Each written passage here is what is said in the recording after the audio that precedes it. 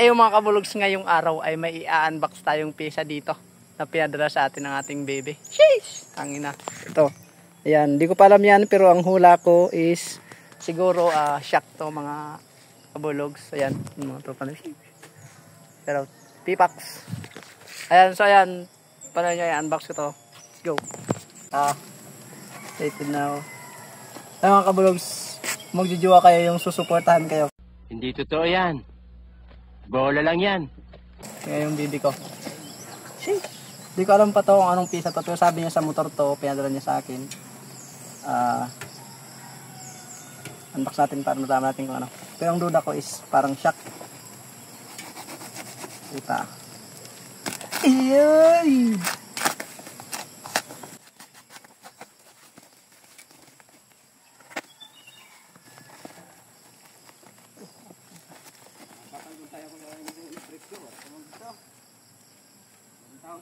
Pilak na yung natatamumoy! Gago! May tao man dito, sige, Kuya Obil. Yun nga mga kabulogs, so ayun, tama ko. Shock.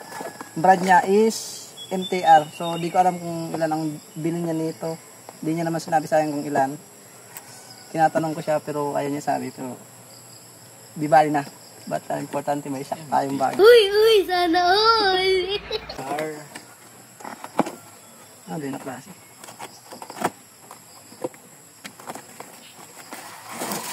Ay, pukin ang kinaan. Nakabalot mo lang, gusto ko na amuin. Mahiwagan mo, gusto ko na himin. Wow naman! Wow! Tatamumoy! Gago! Tingnan nyo naman kabulogs, oh. Bagang bagay na bagay. Pula. Ayaw. Tao yung bib. Bot. Tao bot.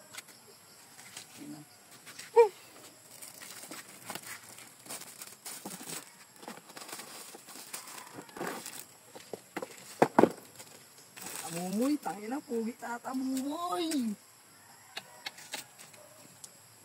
Tila-dila-dura. Tis-tis-dari-dari. Ito na mga kabulogs. Ayan, tingnan nyo. Sheesh!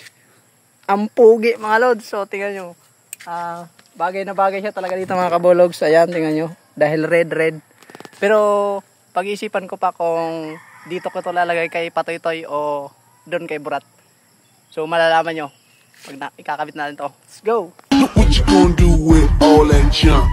All that junk inside your trunk.